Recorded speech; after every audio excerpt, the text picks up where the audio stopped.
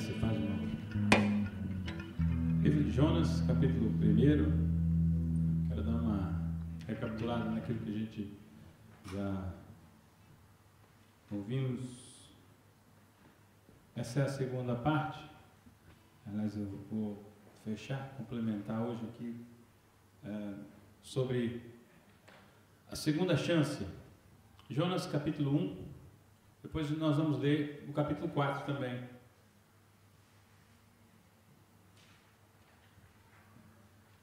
Veio a palavra do Senhor a Jonas, filho de Amitai, dizendo: levanta-te e vai à grande cidade de Nínive e clama contra ela, porque a sua malícia subiu até a minha presença. Porém, Jonas se levantou para fugir da presença do Senhor para Tarsis. E descendo a Jope, achou um navio que ia para Tarsis, pagou, pois, a sua passagem e desceu para dentro dele, para ir com eles para Tarsis, para longe da presença do Senhor. Agora o capítulo 4.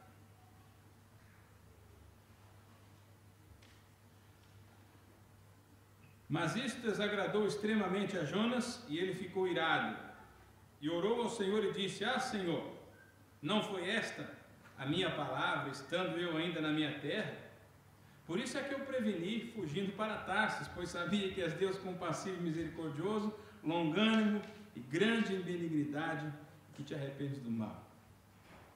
Senhor, nós queremos te agradecer pelo privilégio que temos de estar aqui, hoje à noite, para juntos engrandecermos o teu nome. Como igreja, como uma pequena parcela do teu corpo, podemos cantar louvores ao Senhor, enquanto em muitos lugares as pessoas não têm essa oportunidade. Também temos a oportunidade de proclamar a tua palavra, de anunciar o teu evangelho, e muitas vezes nos calamos, nos omitimos, enquanto as pessoas estão indo para o inferno sem conhecer a Cristo Jesus. Pedimos que possamos ter uma atitude diferente da primeira que Jonas teve, e também até mesmo da segunda, para que possamos assimilar o teu caráter em nós, que possamos ser mais parecidos com Jesus Cristo, que se humilhou-se a si mesmo, deixou tudo o que tinha, ele veio como homem aqui, ele sendo Deus não teve como a vantagem de ser como Deus, mas ele se tornou homem, exatamente para que o Senhor pudesse se revelar a nós através dele, pudesse nos ensinar e nos mostrar que esse amor é grande, suficiente, que essa graça é grande e suficiente para salvar todo aquele que quer e crê. Por isso te pedimos a tua bênção sobre nós, que a tua palavra fale com a gente. Eu peço pela tua igreja, Senhor, eu peço pelo teu povo, peço que o Senhor fale com aquele que veio buscar, veio ouvir do Senhor uma palavra. Usa a minha vida conforme o Senhor quiser, da maneira que o Senhor quiser.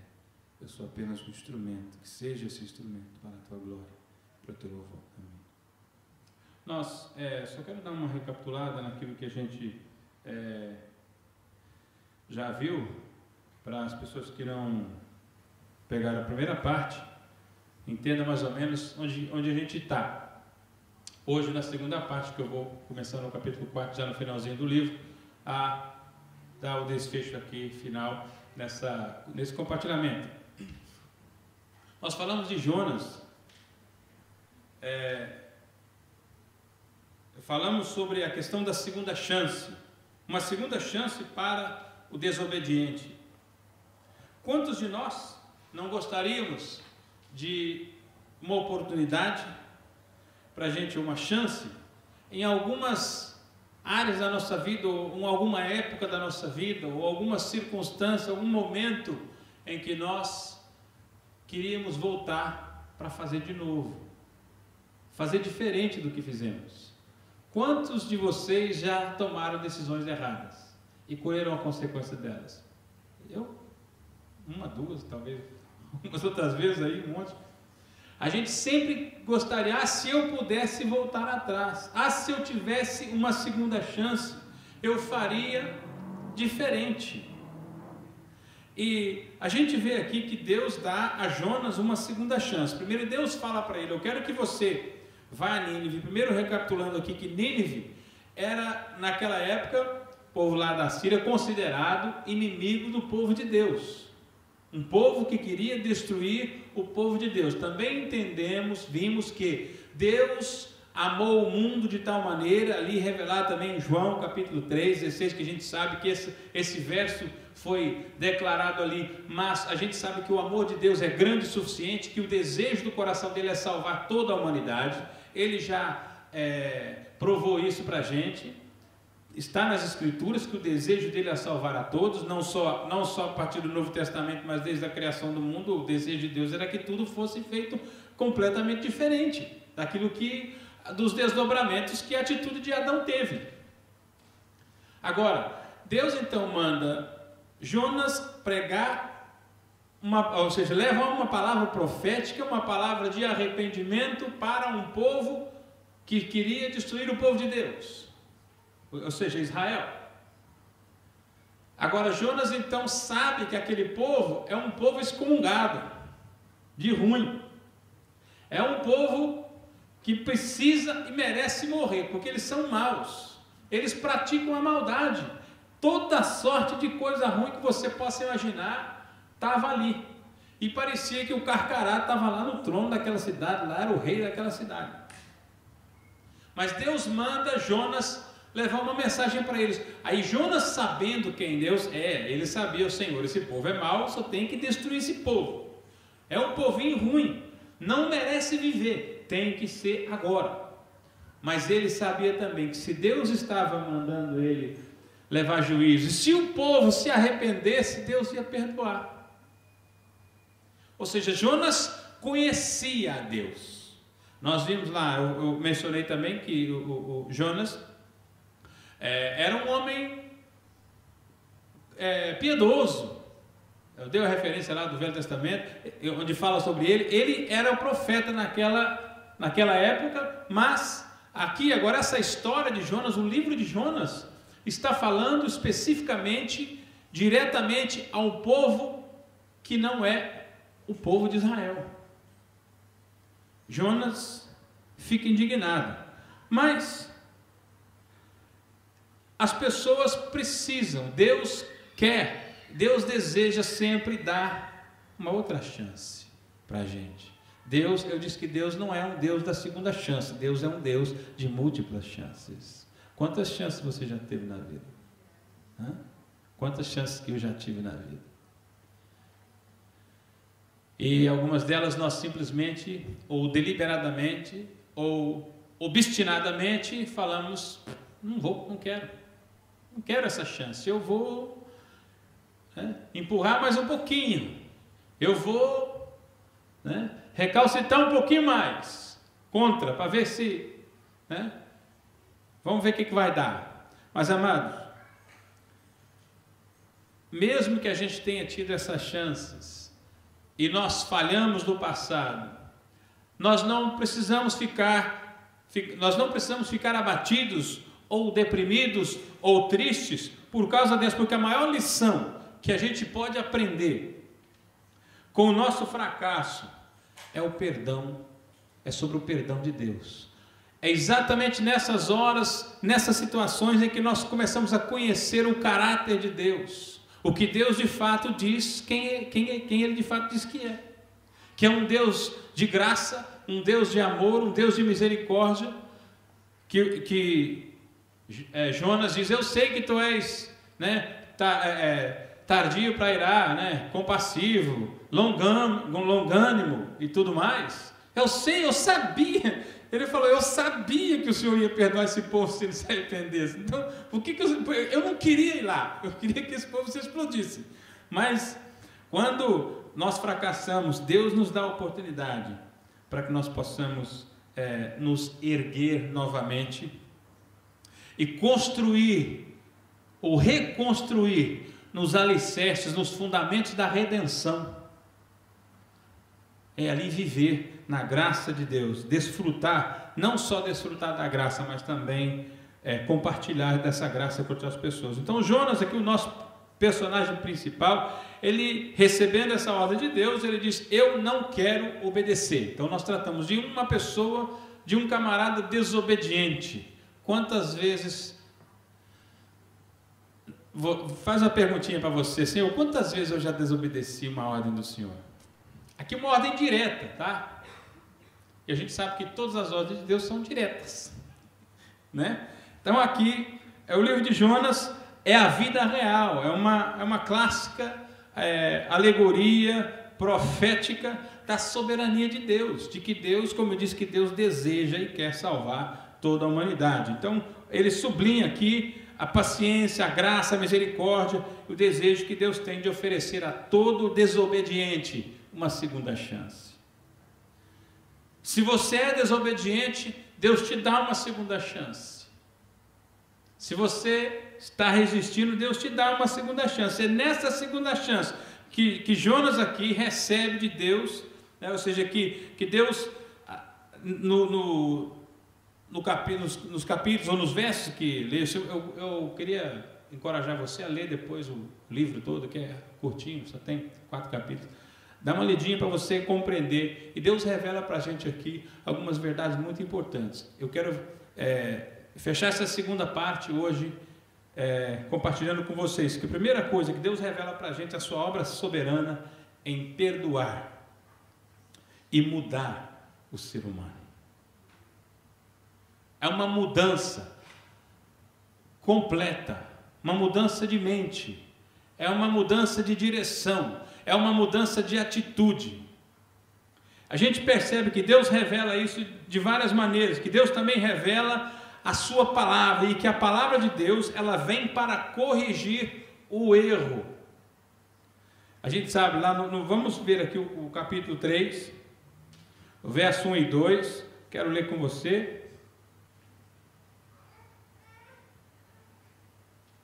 Levantou-se, e veio a palavra do Senhor a segunda vez a Jonas, dizendo: levanta-te e vá à grande cidade de Nínive. Aqui, olha, Jonas, estou te dando a segunda oportunidade. Você já passou por isso. Eu disse que quando a gente está em desobediência, nós estamos navegando ou trafegando em direção contrária ao lugar que Deus mandou a gente ir, nós afundamos o barco de um monte de gente. Além de afundar o barco dos outros, a gente ainda coloca a vida deles em risco. Sabe o que Jonas fez? Colocou a vida, todo mundo ia morrer. Se Jonas não falasse: olha, sou eu aqui o pecador da história, me joga no mar que esse negócio acaba. Então nós colocamos a vida das pessoas em risco. Nós estamos colocando todas elas numa situação complicada. Quantos barcos você já afundou?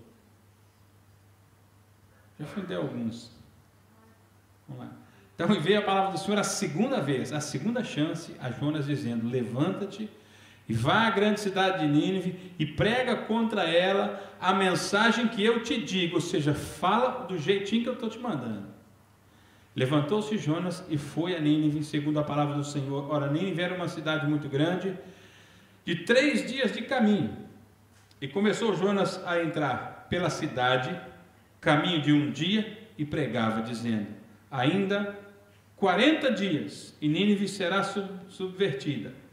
E os homens de Nínive creram em Deus e proclamaram um jejum e vestiram-se de saco, desde o maior até o menor.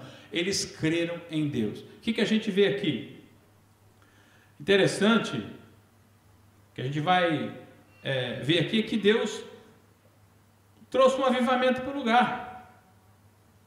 Mas a palavra que a gente prega, ou seja, que Deus manda a gente pregar, nós temos que pregar na sua íntegra. Não é esse evangelhozinho água com açúcar. Não sei se você é desse tempo, mas quando eu era pequeno, quando a gente era pequeno, a gente tinha dor de barriga, ou cólica, mamãe lá fazia uma aguinha com açúcar e dava pra gente. É do seu tempo, Dudu?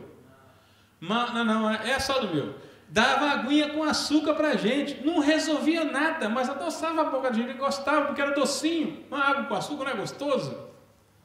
Né? Ou seja, primeiro te acalmava. E tem esse evangelhozinho água com açúcar aí, esse evangelhozinho meia boca que a galera está pregando por aí, que tudo beleza.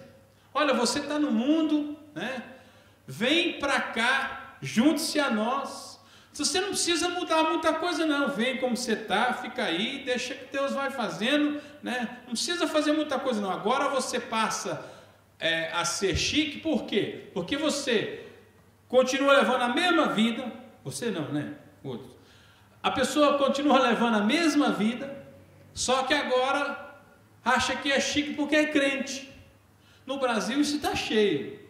As pessoas vivem uma vida errada lá fora, fazem um monte de porcaria lá fora, depois vem para a igreja, levanta a mão, dando glória a Deus, aleluia, recebe uma oração, aí é a mesma coisa, paga uma indulgência, dá um dízimo gordo, abençoado, porque às vezes é importante, entre aspas, tem posses, e vai por aí.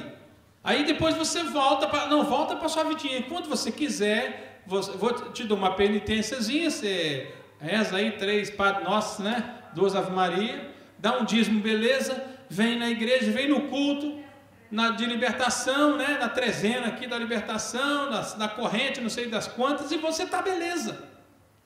Mas quando a gente percebe que o Evangelho de Cristo não é isso, a Bíblia diz que o Evangelho, a mensagem da cruz, é loucura para os que perecem, mas para nós que somos salvos, é o poder de Deus para a salvação de todo aquele que crê. Essa mensagem que nós pregamos é absurdo para muitas pessoas, porque qual é a mensagem que nós temos para pregar? Jesus de Nazaré, nasceu da Virgem Maria, foi concebido por obra e graça do Espírito Santo, viveu entre nós, foi crucificado, morreu ao terceiro dia, ressuscitou, ele vive, foi assunto aos céus e voltará para julgar os vivos e os mortos. Esta é a mensagem que nós temos para pregar. Mas qual é o poder que essa mensagem leva quando nós anunciamos esta palavra? É quando o poder do Cristo ressurreto produz os resultados necessários na minha vida e na sua vida. Nós não teremos poder para pregar esta mensagem se o Espírito de Deus não possuir a nossa vida, se a gente não tiver mudança de vida. Aqui esse povo não estava pedindo avivamento não, gente. Eles queriam quanto mais pecar, melhor. Quanto mais pecadinho, pecadão, bom, quero, venha. Ali diz que eles faziam tudo quanto é coisa ruim que você possa imaginar na sua vida. Eles não estavam ali orando, jejuando para avivamento não. Mas quando Deus falou, eles ouviram. Eu não sei qual a altura do caminho que você está hoje. Eu não sei o que você está buscando. Você está buscando avivamento, se você está buscando um monte de outras coisas, se você está vivendo a sua vidinha só no deusinho ventre aí, beleza, o seu Deus é o ventre, só quer comer, beber, dormir e divertir mais ou menos, beleza, não sei, mas uma coisa, quando Deus fala com a gente, se nós tivermos a atitude correta, atitude que esse povo teve de verdadeiro arrependimento, porque o verdadeiro arrependimento, como eu disse da outra vez, não é você falar glória a Deus, aleluia, e falar língua, um monte de coisa não. Isso não é ser batizado no Espírito Santo, não. Ser batizado no Espírito Santo é quando você tem uma mudança de vida e as pessoas percebem que você é uma outra criatura, uma outra pessoa. Tem novas atitudes diante das mesmas coisas que você passava antes de dizer que tem Jesus no coração. Olha, gostava da aguinha com açúcar, mas não é esse o Evangelho. É aquele Evangelho que o Tozer diz, que essa nova cruz aí que a galera está oferecendo, não traz morte ao pecador. Dá ele apenas um status melhor. Mas a cruz, que a gente prega o Evangelho, que a gente prega essa cruz, a velha cruz, não anuncia a morte do pecador, sim. Que quando um pecador, quando alguém que estava condenado à morte naquela época foi condenado a ser crucificado, o camarada que vai para a morte, ele não faz plano nenhum, gente. Ele não fala, amanhã eu vou fazer isso, amanhã eu vou fazer aquilo, amanhã eu vou fazer, olha, daqui 2 anos eu vou criar isso, vou criar aquilo. Não, quem ia morrer já tinha dito adeus aos seus amigos, já não tinha praticamente esperança de nada. Ele só esperava morrer. Mas quando a diferença é simples para nós, quando chegamos a Cristo Jesus e vamos morrer para Cristo, vamos ser crucificados nessa cruz que nós estamos falando, nessa velha cruz, nesse evangelho poderoso de Cristo Jesus. Quando nós morremos, nós não ficamos mortos. A Bíblia diz que ali é que começa a verdadeira vida, que é a vida de Cristo Jesus. Mas mesmo que um avivamento ocorra sem o profeta, ou até mesmo sem o pregador, ele nunca acontece sem a revelação da palavra divina. E essa é a primeira coisa que a gente aprende, é que ali houve uma palavra divina revelada ao coração daquele povo. Nós devemos falar a palavra em amor, e embora a gente possa questionar os motivos de Jonas, a gente não pode negar que foi um ato de amor de Jonas chegar ali e falar para eles a palavra de Deus. Nós temos que proclamar a verdade a todas as pessoas, das ruas até o palácio, como Jonas fez aqui. Nós devemos obedecer a palavra de todo o nosso coração. A mensagem de Jonas não era uma dissertação sobre as possibilidades ou sobre a probabilidade de um juízo, ou seja, de Deus destruir a cidade de Nínive. Não era.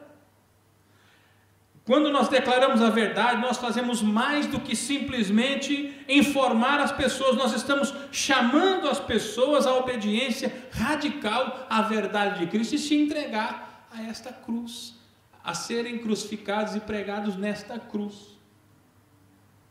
Os ninivitas creram e em seguida agiram. Não basta crer, gente. Nós temos que crer e temos que agir. Imediatamente eles agiram de maneira consistente com a verdade.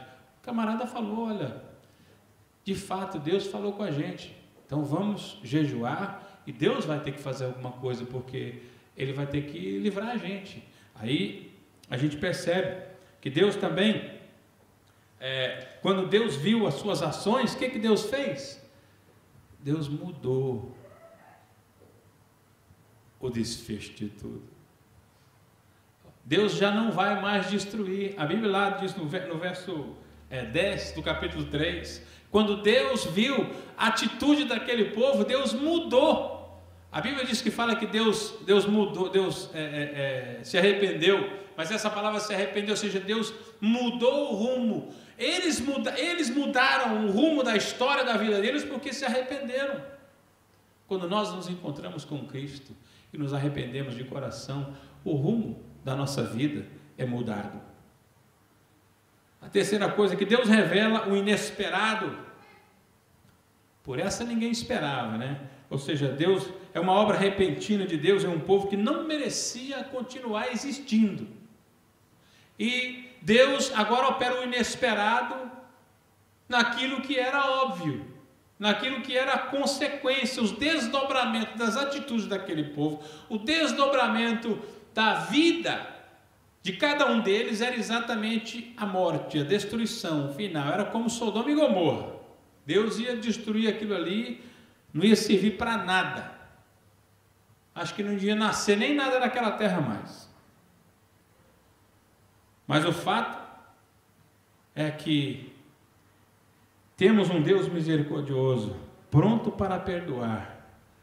E quero dizer, não obstante ao seu pecado, não obstante a sua falha, a minha falha, a sua falha, o nosso Deus, Ele é gracioso. Você já experimentou isso na sua vida?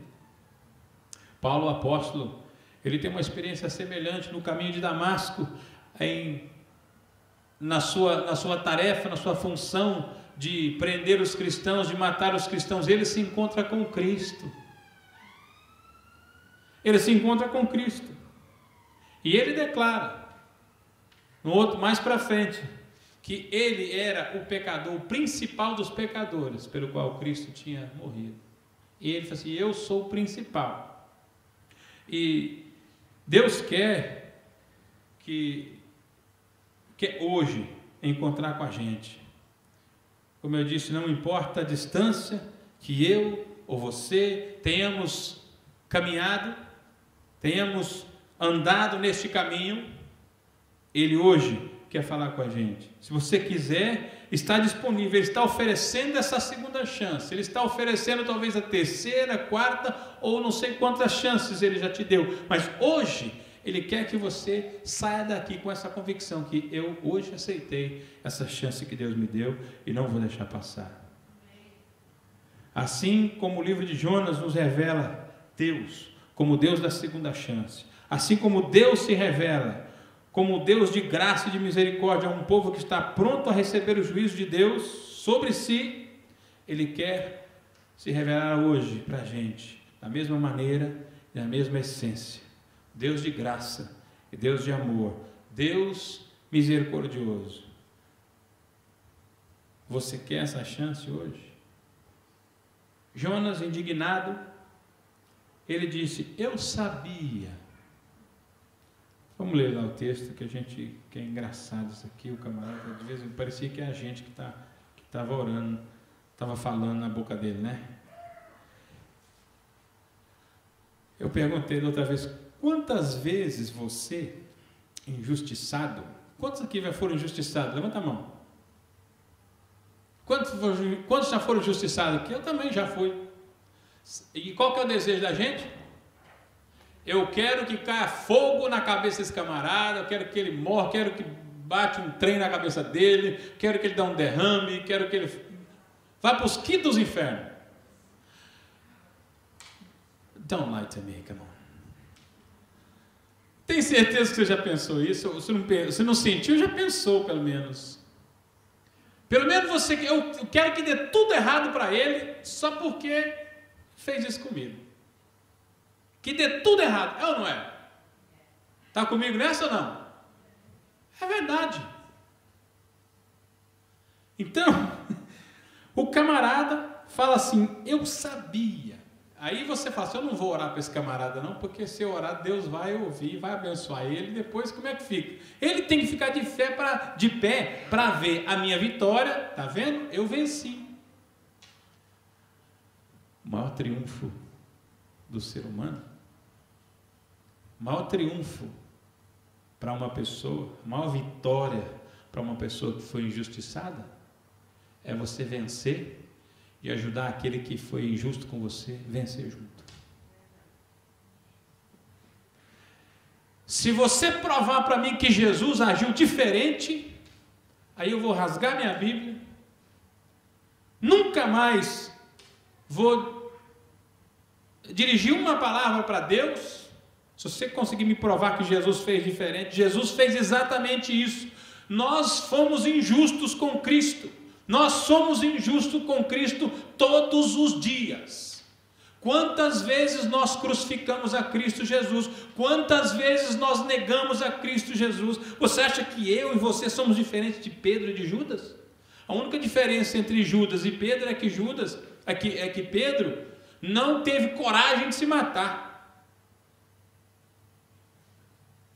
Mas eu garanto para você que a mesma graça que tinha disponível para Pedro, que levantou a Pedro, também tinha para Judas. Mas eu já traí Jesus, eu já vendi Jesus por muito menos do que Judas vendeu. Eu já neguei a Cristo muito mais vezes, muito mais do que 3 vezes. E eu digo para você que a graça de Cristo esteve disponível e eu recebi essa graça.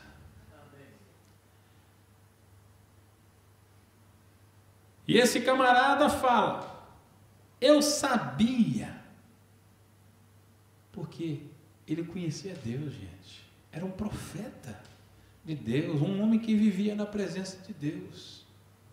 O que a gente quer fazer? O que nós vamos fazer com a nossa vida no ano de 2014?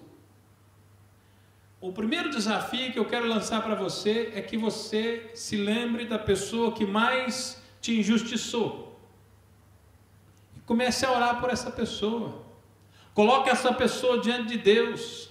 Senhor, eu quero vencer e quero que essa pessoa vença comigo, porque ela fez isso, porque ela não conhece o amor de Cristo, ela não conhece a pessoa de Cristo, ela não conhece o caráter de Deus, ela não conhece a graça de Deus, ela não conhece a misericórdia de Deus, ela não conhece o amor de Deus, que ela conheça e que o Senhor use a minha vida. Se você tiver coragem para fazer essa oração para Deus hoje, eu te garanto que 2014 vai ser um ano diferente na sua vida. Orou ao Senhor e disse, eu leio rindo porque eu falei, me vi aqui dizendo, Senhor, não foi essa a minha palavra, estando eu ainda lá, quando o Senhor estava falando comigo para eu ir para Nínive, eu já estava aqui maquinando para ir para Tarsis, eu avisei, como diz, eu avisei, eu te disse, né? Você lembra daquele desenho animado? Eu te disse. Eu te disse que isso ia acontecer. Minha mulher fala muito isso comigo. Eu te disse. Eu te avisei. Você não prestou atenção? Vai lá. Porque eu é que... Olha só. Ele disse que ele antecipou a Deus. Eu me preveni. Eu saí na frente do Senhor. Se o Senhor está para trás. Ele tem a audácia de dizer para Deus, eu me preveni, que o Senhor está atrasado.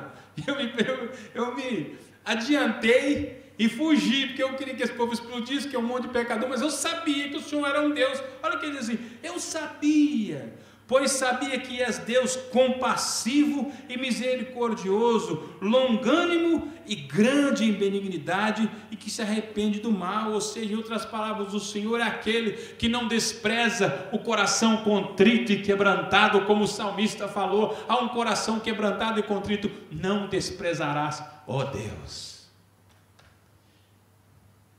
Você quer saber o que Deus vai fazer com o coração quebrantado e contrito? Chega a Ele hoje, dessa maneira que você vai ver.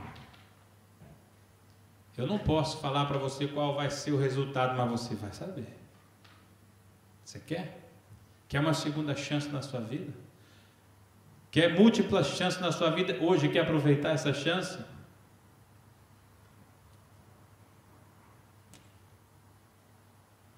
Então o meu desafio para você, eu queria que você respondesse para mim aí no seu coração. Fala alto não, porque não quero que seu vizinho escute aí.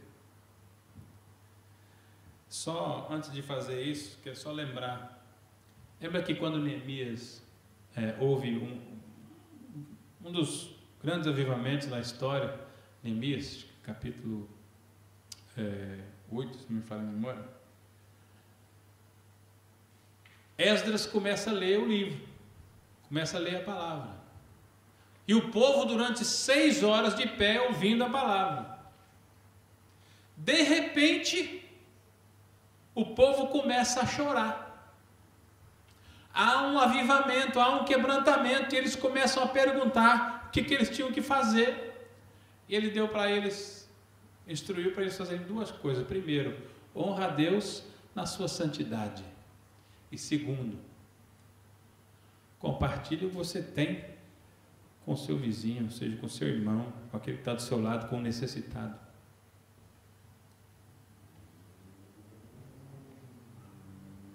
Mas isso aqui não aconteceu antes de acontecer primeiro com Neemias, antes de Neemias fazer o que ele tinha que fazer lá. Depois você lê o texto, vai ser interessante, né? Ele teve que renovar o compromisso lá, porque deve começar na gente. Você quer um avivamento para sua casa? É isso que eu quero dizer. Você quer um avivamento para sua casa? Começa na sua vida. Quer um avivamento na sua mulher? Começa na sua vida. Quer nos seus filhos? Começa na sua vida. É aí que Deus vai fazer, porque o altar da família precisa ser mesmo restaurado. É assim que Deus age com a gente. Aí o avivamento vai alastrar aqui no âmbito familiar, vai para os seus vizinhos, vai para toda a região. E ninguém pode parar a obra de Deus. Como é que está a sua vida diante de Deus hoje? Você está pronto para se encontrar com o seu Criador?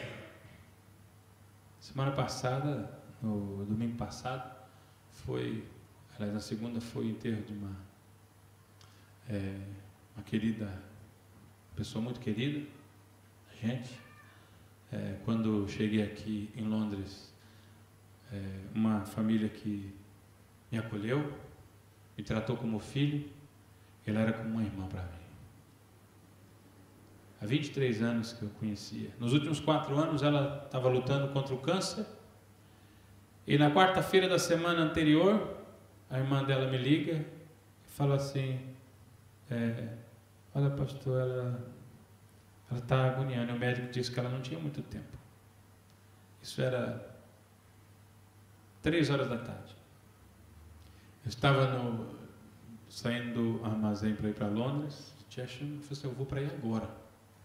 Passei no escritório, cheguei lá, era 5h40, ela tinha morrido às 5h15.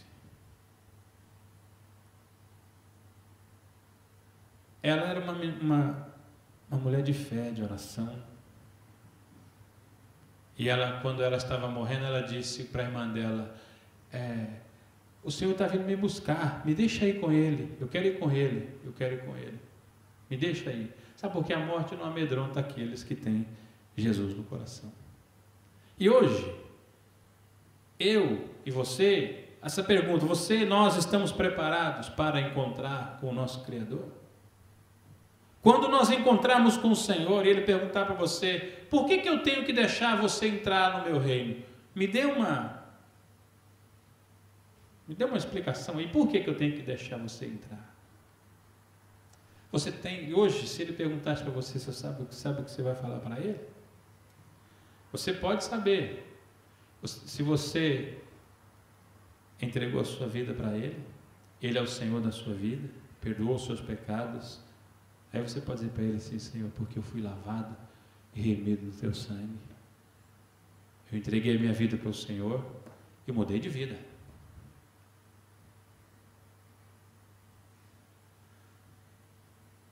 Igreja, nós temos sido fiéis à mensagem que Deus mandou a gente anunciar, ou a gente está fugindo para o lugar oposto, porque a gente acha que o povo merece morrer? Eu acho que eu mencionei isso aqui, já vi muita gente dizendo que já que os ingleses abandonaram a Deus, aprovaram um monte de lei assim esquisita, merecem juízo de Deus mesmo. Eu acho que nós estamos tendo uma atitude aqui pior do que Jonas. Nós temos aqui interceder por esse povo, pedir que Deus tenha misericórdia e ser parte disso, né? Talvez você tenha desperdiçado chances no passado, mas Deus pergunta para você hoje se você quer uma segunda chance. Eu quero dizer que Ele está disposto a te dar. Ele não está preocupado com a sua situação atual, mas sim com a sua disposição de ouvi-lo e dizer para Ele, sim, Senhor, eu quero me arrepender e quero voltar para o Senhor. Quer mais chance, Ele tem para te dar. E eu queria encorajar você a ler as Escrituras e pedir a Deus que nesse ano de 2014 você possa não só aproveitar a chance, essa segunda chance de fazer o que é certo, mas também conduzir muitos a fazer o que é certo. Conduzir muitos a Cristo. O que nós vamos fazer com a verdade que temos, que sabemos? Nós, às vezes, dizemos que as pessoas, religião tal, falando tal, estão perdidos, né? Pois é, se alguns acham que têm a verdade, que sabem a verdade, então vivamos a verdade. Que Deus nos abençoe. Que o Senhor tenha misericórdia de nós. Que o Senhor possa despertar a cada um de nós e não venhamos desperdiçar a chance que Deus nos deu. E também não podemos deixar de dizer que o Espírito de Deus não contenderá para sempre com o homem. Ou seja, de fato chega uma hora que Deus diz, basta, basta, basta. Deus é longânimo, sim, mas Hebreus diz também que nós não podemos ultrajar o Espírito da graça, ou seja, banalizar o Espírito da graça. De graça, Deus vai perdoar esse monte de vezes, então vamos fazer. Não. Com Deus não se brinca, e de Deus não se deixa escarnecer, porque tudo que o homem semear, isto também se fará. Se semear na carne, colherá corrupção, mas se semear no Espírito, colhe vida eterna. Que Deus tenha misericórdia de nós. Nós, como indivíduos, como igreja, que o Senhor nos ajude. No nome santo dele. Vamos cantar uma canção. Quando a gente estiver cantando essa canção, eu queria que você meditasse nisso e falasse para ele. Talvez você precisa repensar um pouco sobre os seus valores, as suas prioridades. Pergunta para ele: Senhor, onde que eu estou na minha vida? O que eu tenho tido por mais valioso para mim?